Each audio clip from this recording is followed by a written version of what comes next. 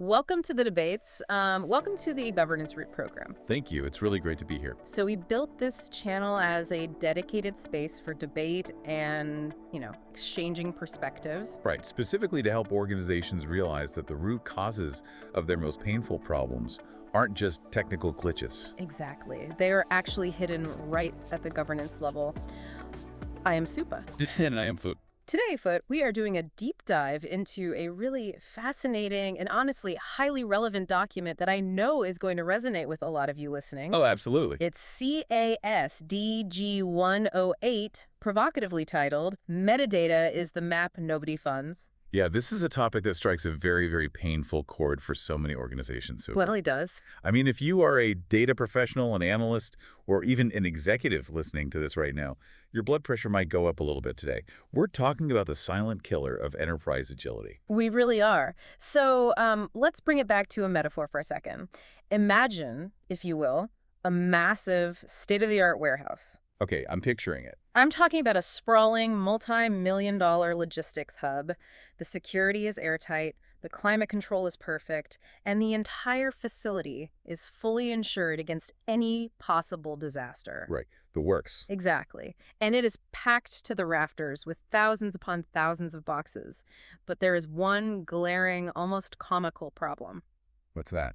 Absolutely none of those boxes have a label. Oh, wow. Yeah, nothing to tell you what's inside, where it came from, or, who it belongs to. I mean, super, how would you find anything in a space like that? You'd have to physically rip open every single box just to figure out if you're holding a shipment of microchips or a pallet of paper towels. Exactly. It would be total chaos. You have all this valuable inventory, but without labels, it's practically useless. It really is. Now, keep that image in your mind because today we are asking a critical question. Are our organizations storing their enterprise data exactly like those unlabeled boxes? That is the million-dollar question. Right. And for the board of directors, the critical question they have to be able to answer is this. If a regulatory agency walks into your office tomorrow, say, an auditor pointing at a specific revenue number on a quarterly report and asks, where exactly did this number come from? Oh, boy. Yeah, how much time would your team have to spend to find the concrete evidence to prove it? Well, if we're operating without those labels, what we in the data world call metadata, that is not a quick afternoon project. Not at all. You're talking about weeks of forensic digging. Yeah. You'd have data engineers manually tracing SQL queries back through layers of legacy databases, analysts arguing over definitions, and executives just sweating at a conference room. Precisely. Weeks of wasted time, pure panic, and massive risk. Yeah. Which is why my stance for today's debate is firm and uncompromising. I believe that the board of directors is directly responsible for allocating the budget to make metadata a core data infrastructure from day one. From day one, okay. Yes, not a nice-to-have, not an IT afterthought, but foundational infrastructure in accordance with international standards. It has to start at the top. I understand the principle of that, Supa, and, on paper, it sounds flawless. But we have to look at this from the perspective of the actual teams on the ground. As someone who has seen this play out in the trenches, I have to counter that requesting budget from the board for metadata is incredibly difficult. It's an incredibly hard sell. But why is it so difficult, Foot? If we both agree that it's a foundational necessity to know what your data actually means, why does the board push back? The reality of budgeting comes down to visibility. It's difficult because the absence of metadata costs absolutely nothing visible today. Right. If you don't have a data dictionary, no alarms go off, the server doesn't catch fire, the website doesn't go down. That's true. The cost is entirely hidden in the daily friction of the frontline workers. So from a governance perspective, I argue that effective governance has to start by exposing those hidden costs. Exposing them, right. You have to take these unseen silent bleeders and drag them into the light. Only then will a board actually move and allocate the funds. I think that's a really interesting operational perspective. But I want to push back on where the blame lies. Okay, lay on me. I would propose this. The fact that an organization hoards massive amounts of data, but completely lacks the meaning behind it, what this document brilliantly calls being data-rich, but meaning poor, is a top-level governance failure. Your failure, you'd use the word failure to describe it. That's a strong accusation for a board that might just not understand the technical weeds. Yes, I absolutely call it a failure. Because what happens is the board willingly, and often enthusiastically, funds the construction of the massive warehouse. Right, the cloud migration. Exactly. They approve millions for data lakes and cutting-edge storage systems, but they wrongly assume that the lineage and the definitions will somehow just magically generate itself later. They fund the warehouse, but they ignore the map. Ah, I see what you mean. The board assumes the IT team will just magically handle it as part of their day-to-day. Yes. They think, we bought the expensive software, obviously the tech guys will organize it. Exactly. And that assumption is incredibly dangerous. To anchor this in something concrete, I want to bring up the ISO IEC 38500 standard, specifically the 2024 edition. Okay. For our listeners who might not breathe governance frameworks every day, ISO 38500 is essentially the international gold standard for the corporate governance of IT. Principle 4 of this standard focuses entirely on performance. And what does Principle 4 specifically say about our unlabeled boxes? It clearly states that data is only considered ready for use or fit for purpose when its meaning, its source, and its lineage are established. Not just when it's stored. Right. Just dumping data into a cloud bucket does not count as having an effective data asset. Metadata is not an optional project extra. Principle 4 mandates it as core data infrastructure. If you don't have the map, your data is not fit for purpose. End of story. Okay, Supa, what you are proposing is exactly right according to the textbook. You have the ISO standards backing you up. I do. But let's step out of the textbook and into the reality that data teams face every single Monday morning. If the standards are so clear, why doesn't the board just hand over the budget when the chief data officer asks for it? Well, you tell me, Foot. Why do you think that disconnect exists? It goes back to what I was saying about visible versus invisible risk. Let's look at a classic comparison. Okay. When an IT director walks into a board meeting and requests $500,000 for data backup and disaster recovery servers, the board usually approves it without a second thought. Sure, because the risk of a system crash is terrifying and obvious. Correct. If the primary server goes down and you don't have backups, the business literally stalls. Operations cease. Customers can't buy things. Money is visibly immediately lost, and it makes the front page of the news. The board understands that visceral fear. But when that same IT director asks for budget to build understanding, to fund data stewards and metadata platforms, they get ignored. Why? Because the risk is unseen. The daily operations are still running. Exactly. If we walk in and just quote ISO standards and theoretical principles, Yeah. the organization will just stay stuck in a rut. They'll nod politely and deny the budget. I see your point. The board reacts to immediate financial pain, not abstract governance theory. Right. So, if quoting international standards isn't the silver bullet, how do you think we should communicate this to the top executives? We have to completely flip our perspective. We must communicate using the hidden costs that the frontline data teams are silently shouldering. Okay, make it tangible. Yes. We have to show the board how these chaotic, manual, uncoordinated data fetching projects happening every single day are quietly burning millions of the organization's dollars. I hear you, but I worry that focusing purely on the daily friction is treating the symptom, and we are overlooking the root cause of the problem. Well, if we just look at what the frontline teams face, we might miss the structural failure above them. Let's drill down into an example to show the difference between a routine symptom and a true governance root cause. I love a good example. Walk me through one. Let's talk about the most classic corporate headache, the cross-departmental meeting. Oh, those are always fun. Right. Imagine a scenario where the marketing team and the finance team both show up to an executive presentation to report on a key metric, let's say net sales for the quarter. Okay. But their numbers are totally different. Marketing says net sales are up by 15%. Finance says they're only up by 5%. They are looking at the exact same company, but pulling completely unequal values. Oh, man. If you are listening to this, you have definitely been in this exact meeting. It is agonizing. It's truly agonizing. It instantly derails the entire agenda, and the next hour is just the two teams arguing constantly over whose dashboard is right and whose formula is flawed. Right. And what happens next? The teams usually walk away thinking it's a technical glitch or just a miscommunication about a formula they typed into Excel. Yeah, that's usually the takeaway. That's the symptom. But the true governance root cause is that the organization fundamentally lacks an authoritative business glossary. An authoritative business glossary. Break that down for us. A business glossary is essentially the company's supreme law for what words mean. In our example, marketing might define net sales as all sales minus returns. Right. But finance might define it as all sales minus returns, minus discounts, minus shipping costs. Neither is mathematically wrong, but because there is no top-down, governed, single definition that the entire company is forced to adhere to, you get chaos. That makes a lot of sense. Let me pose a comparative question, Feet. How could you possibly construct a 50-story skyscraper if the electricians, the plumbers, and the steelworkers didn't share a central governed blueprint? You couldn't. You'd end up with pipes running through electrical panels and the whole thing would collapse. That comparison paints a very clear picture of why the glossary is so critical. But I'd like to push back slightly on the procedural side of this, Supa. Go ahead. Challenge it. The reason this issue rarely makes it up to the board as a root cause crisis like you're describing is because of human adaptability. Human adaptability. Yeah. When data analysts have to spend 3 days tracing a number through 10 different systems just to figure out why marketing and finance have different data, they don't revolt. They just view it as routine work. Wow, so the dysfunction has just become a habit. Exactly. It's built into their timelines now. They just assume, oh, creating this report will take me 4 days because I have to manually verify all the tables. I see. So my challenge to you is this. How can enforcing a strict top-down structure, like demanding a perfect business glossary, actually succeed when the frontline teams are already drowning? Wow. They're busy reconstructing data lineage by hand every single day just to put out fires.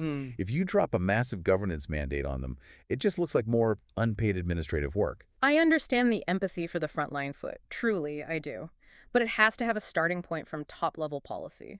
But they're already overwhelmed. Yes, but if the board doesn't mandate and fund the creation of that central blueprint, the frontline teams will never be freed from that cycle. They will just keep their heads down, putting out daily fires continuously, forever. That's a fair point. You can't put out a forest fire with a garden hose while someone else is actively pouring gasoline on it. You need structural intervention. And this brings us right back to my core argument.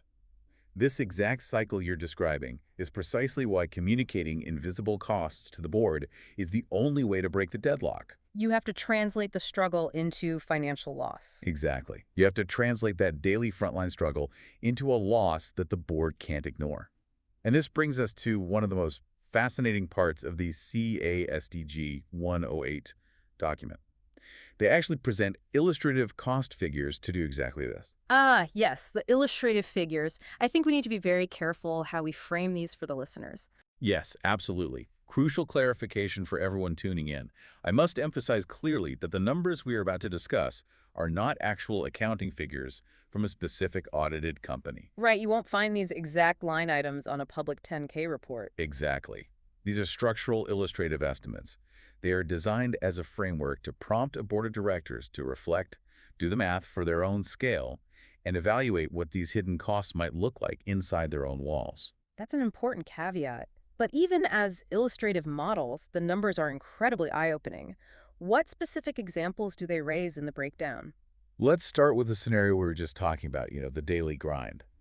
The document estimates the time lost by highly paid professionals simply tracing and reconciling data, meaning they estimate this hidden cost at $820,000 annually for a mid to large enterprise. Over $800,000. Just losing time, searching, and arguing over definitions, that's essentially the salaries of a whole team of senior engineers completely vaporized. Poof, gone. And we all know this happens. Think about a data engineer making $150,000 a year, spending 40% of their week just tracking down the owner of a rogue data table to ask what it means. It adds up incredibly fast. It really does. But that is just the start. What happens when they don't find the answer and just guess? That leads to the next figure. Wrong decisions made from data that was misinterpreted. The document estimates the cost of these misread data decisions at $690,000. That's terrifying, because a wrong decision isn't just lost time, it's lost market share, or launching a product to the wrong demographic because you misunderstood the customer segmentation data. Exactly. Next on the list, we look at the regulatory side.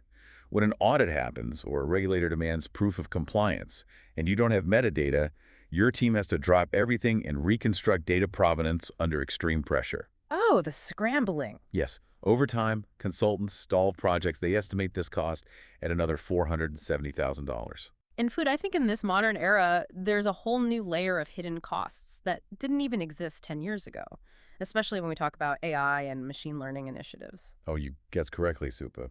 This one is arguably the most painful and the most relevant to boards today who are obsessed with the AI hype cycle. Absolutely. The document highlights the massive cost of AI and analytics rework caused specifically by using unlabeled, unmanaged data. They peg this loss at $420,000. Let's unpack the why behind that 420,000 because it's not just a random penalty. Right. Why does it cost so much? If a data science team feeds a machine learning model millions of rows of data, but they don't know the context of that data, say, they don't know that half the historical sales data includes a discontinued product line, the model will learn the wrong patterns. It's going to spit out garbage predictions. Confidently spit out garbage predictions, yes. And when the business realizes the AI is hallucinating or underperforming, the data scientists have to scrap the model, go back, manually clean and label the data, and pay for all that expensive computational processing time all over again. Exactly. It's the old adage, garbage in, garbage out. But now it's unlabeled garbage in, exponentially expensive garbage out. That's a great way to put it. So when you take all these illustrated figures from the document, so the $820,000 in lost time, the $690,000 in bad decisions, the $470,000 in audit scrambling, and the $420,000 in AI rework, and you add them all up together, it's a staggering amount. It really is. What is the final estimated exposure? We are looking at a total annual exposure of roughly $2.4 million. This is the language the board understands, Supa. I picked 0.4 million. Yeah. You don't walk in and say, we need to comply with Principle 4. You walk in and say, operating without a metadata map is costing us $2.4 million in silent friction and risk every single year. I need $500,000 to fix it. Suddenly, it's a no-brainer ROI. I have to admit that is a very compelling strategy, Foot. The strength of using estimated financial models like this is that it paints a very clear, visceral picture for executives who think in terms of P&L. Exactly. It bridges the gap between technical operations and financial reality. However, I would like to push back on this approach just a little bit. Oh, where do you see the flaw in the financial approach? The flaw is in the reactive nature of it. We should not have to wait for these hidden losses to accumulate or wait until we can mathematically prove we are bleeding millions to proactively solve a fundamental infrastructure problem. Okay, so what's the alternative framework? To explain why, I want to reference another major framework. Right. NIST CSF 2.0, specifically the ID.AM category. For our listeners, NIST CSF is the National Institute of Standards and Technology's cybersecurity framework. It's a massive deal in risk management. But what does IDG.IKM stand for, and what does it have to do with our unlabeled warehouse? ID.AM stands for Identify Asset Management. This framework states unequivocally that all data assets must be inventoried with sufficient context right from the start. Right from the start. It is a foundational security and operational requirement. If you tolerate the hidden costs happening like you mentioned, waiting around to prove the financial loss, it means the enterprise is actively choosing to manage its most valuable assets completely blind. They are managing blind. Managing blind. That's a pretty stark way to put it. But it's the truth. Think about the hypocrisy of the modern enterprise. You are investing tens of millions of dollars into a massive data warehouse or a cutting-edge cloud environment. You are hiring expensive data scientists. But you refuse to invest a fraction of that cost into buying a navigation map for the data. How can you possibly expect an AI agent, or a human worker for that matter, to find the right data if you are managing blind? It's operational negligence. I hear you. I understand the angle of the rigorous standards you are bringing up, but from a practical standpoint, it's often really hard for an organization to look in the mirror and objectively check whether they are managing blind or if they are actually ready. Everyone likes to think they're doing okay. Actually, it is not hard to check at all. One of the best practical tools in this document is a tool designed to strip away those exact illusions. They provide what's called a governance maturity self-check. It consists of exactly 7 questions. Oh, a self-assessment checklist. That's very actionable for our listeners. How does it work? It's incredibly straightforward, but there is one strict, non-negotiable rule for taking this test. When an organization answers these 7 questions about their metadata and governance practices, they must answer with a concrete number, a specific date, or the name of a specific accountable person. Meaning they have to produce hard evidence. Exactly. What is absolutely forbidden is answering with an intention. Ah, I know exactly what you mean by an intention. Answering like, oh, well, we don't have that documented right now, but we have a task force meeting about it, and we are going to roll out this metadata project next quarter. Something like that, right? Absolutely correct. That kind of answer gets an automatic 0. It is strictly forbidden. Wow, okay. Intentions don't satisfy auditors, and intentions don't train AI models. You either have the lineage map today or you don't. And here is where it gets really confrontational. Let's hear it. If a company takes the 7-question evaluation and can only provide concrete, factual answers to 0 to 2 of those questions, the document concludes that the organization is not managed by a system. It is managed by hope. Wow. Managed by hope. That hits hard. It should hit hard. Because hoping that your data is accurate, hoping that the regulator doesn't ask a tough question, hoping that the marketing and finance numbers match next month, hope is not a governance strategy. It really isn't. This is why I vehemently insist that organizations must look to standards like ISO IEC 38503 from 2022. This specific standard exists to force the concrete measurement of metadata completeness. It takes away the guesswork and forces you to prove you know your data. Okay, Supa. Managed by hope. It's a brilliant phrase, but I would like to invite you to think from the reverse angle for a moment. All right, what's the reverse angle? Put yourself in the shoes of a mid-sized company, maybe one that grew really fast over the last 3 years. Telling an organization that they are entirely driven by hope might sound a bit too harsh, don't you think? Especially for an organization that is just starting its formal data governance journey. It is undeniably harsh-fought. But in the realm of corporate risk and data integrity, it is the unfiltered truth. Fair enough. But I want to throw a really challenging operational question back to you. Let's talk about the reality of the modern market. We live in a world where data is consumed and acted upon instantly, often way before a formal governance committee is even established, let alone before they've mapped every column in a database. That's true. In this hyper-fast environment, are we really going to forbid organizations from trusting their data? Are we going to constantly ask, is data trusted before its meaning and lineage are fully established, and demand 100% completion before anyone is allowed to use it?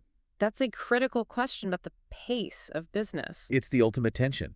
Because if we have to wait until lineage and metadata are 100% perfect and compliant with ISO standards across the entire enterprise before we can run a marketing campaign or launch a predictive model, it completely destroys the agility of the business. I see what you're saying. The business simply cannot wait that long.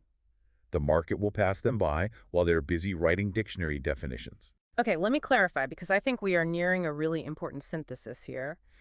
I do not mean that an organization has to wait until its metadata map is 100% perfect across every single byte of historical data before they make a move. That would be paralyzing. Right, because agility is what keeps companies alive. Yes, but here's my rebuttal. Agility without direction is simply risk. Interesting. Running fast is great, but running fast through a minefield blindfolded is catastrophic. If you are agile, but your data is fundamentally flawed, you are just making terrible decisions at a much faster speed. So it's about balance. It's about prioritizing core critical data elements first and governing them strictly, so your agility is built on a foundation of truth. I agree that there is a massive risk in moving too fast with bad data. We've seen the $2.4 million price tag of doing exactly that. It always comes down to finding that delicate balance between speed to market and the completeness of data governance. I consider this a very intense but deeply necessary debate on this issue. We've covered a lot of ground today, from international standards to the daily struggles of a data analyst. We really have. So let's summarize our perspectives a little bit for the listeners who've been following along on this deep dive. Okay. For me, from the operational side, I view that the necessity of metadata is definitely unavoidable. We all know we need the map, but my core takeaway is this. To actually make the board of directors realize this necessity, and more importantly, to get them to agree to pay for that map, you cannot just quote standards. You have to show the friction. Exactly. It must start by making the invisible costs tangible first. You have to quantify the friction. You have to bring those daily difficulties and hidden financial bleeds up as a high-priority, governance-level agenda item for the board to clearly see. That's a very pragmatic approach. As for me, I will summarize from my angle, which focuses on the structural integrity of the enterprise. My belief is that effective governance must always be proactive. You cannot lead an organization by waiting for a crisis to happen, such as a regulator knocking on the door demanding lineage, or an expensive AI model completely breaking down in production and only then scrambling to fix the foundation. Exactly. The reactive approach is always more expensive in the long run. Precisely. Therefore, data infrastructure, whether we are talking about metadata repositories, automated lineage tracing, or an authoritative business glossary, must be established as a mandatory funded standard from day one. From day one. Yes. Yeah. This is the only way to transition an organization from being merely storage-rich with a bunch of unlabeled boxes to becoming genuinely meaning-rich and ultimately information-rich.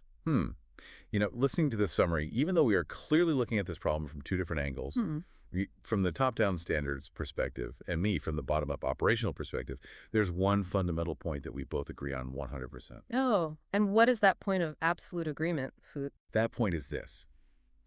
Data that you cannot trace, or data that lacks an assigned authoritative definition, is merely a storage space. It is storage. It is not information. Perfectly said. It is just an empty, cluttered warehouse full of mystery boxes.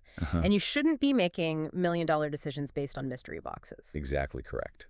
So before we sign off today, I want to leave a final provocative thought and a call to action for you, the listener. Don't just listen to this debate and move on with your day. Take this back to your office. Yes, take it back to your teams. Trying to go back and survey your own organization using those 7 questions in the governance maturity self-check we discussed. Ask your team, ask your data leads, and demand concrete numbers and dates, not intentions. Find the answers for yourself and see where you truly stand. Yes. I challenge you to try and see if your organization is currently managing its data with a deliberate funded system, or if it is simply being managed by hope. And if this conversation sparks something for you, I strongly encourage you to try studying the original source framework documents like CAS DG-108, NIST CSF 2.0, and ISO 38500 to understand the mechanics of how to build that map. Because here on the Governance Root program, our goal isn't to tell you what to think. In this deep dive, there are no winners or losers between Supa and myself.